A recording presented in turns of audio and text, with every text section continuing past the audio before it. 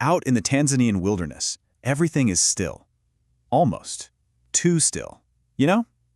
The sun's beating down, the air isn't moving, and the silence. It's so thick you can almost feel it. This isn't peaceful. No, this is the kind of quiet that just feels deeply, fundamentally wrong. See, in a healthy ecosystem, sound is life. You'd expect to hear birds calling, animals rustling through the brush. But when a place like this gets pushed to its absolute breaking point, all that sound just vanishes. And that silence, that's a massive warning sign. It's telling you that the basic rules of nature are starting to crack. And that's exactly what we're going to dig into. We're looking at a situation where that ancient contract, the one between predator and prey, has been completely torn up and rewritten from scratch. This is a story about survival, yeah, but probably not the kind you're imagining. All right, so let's set the scene. Our story starts in a place of just absolute desperation. We're in Ruaha National Park, and it's in the grip of a devastating drought. A drought that has pushed every living thing to the brink. The rivers, they're long gone, just vanished, leaving nothing behind but this cracked, sun-baked earth. And in this whole massive, sprawling landscape, there is just one place left with any water. And, of course, where you find water, you find life, but you also find death. This one little water hole, it's become the final stage where the last act of survival is playing out. And this is where we see the central puzzle.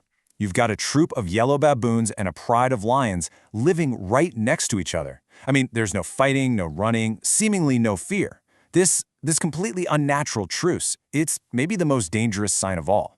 It's a mystery that just defies everything we think we know about the wild.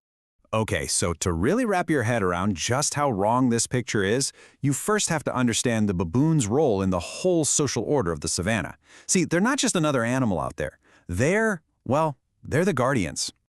Baboons are basically the jungle's alarm system. It's their job. When they spot a predator, they scramble up the trees and they let out these incredibly loud shrieks. And this isn't just for their own family. It's like a public service announcement. Other animals, like the greater kudu, they've learned to depend on that signal. For them, the baboon's call means danger. And silence, well, silence is supposed to mean all clear. You see? It's a whole chain of survival. It's an information network. And it's built on one absolutely critical element: trust. These other animals, they trust the baboons completely. Their lives literally depend on it. But on this day, that trust is about to be broken. So, picture this. A lioness is stalking through the tall grass, completely silent. But here's the twist. This time, the baboons aren't her target. They're her accomplices. Off in the distance, a herd of greater kudu starts making its way to that waterhole. And they are cautious, you better believe it. Their big ears are swiveling, their eyes are scanning everything, their noses are testing the air. They know this is the most dangerous spot in their entire world. So, the kudu stop. They scan the area, and what do they see? They see the baboon troop, right there near the water. And the baboons, they're just calm, grooming each other, looking for food, acting completely normal. They're not up in the trees. And most importantly, they're not screaming. For the kudu, this is the signal they've been waiting for. Because they trust the silence from the jungle's most reliable lookouts, the kudu let their guard down. They take those final steps forward.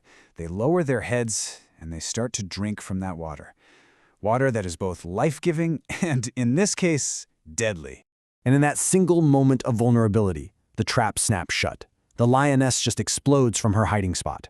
There's a flurry of chaos, a short, violent struggle, and then silence returns.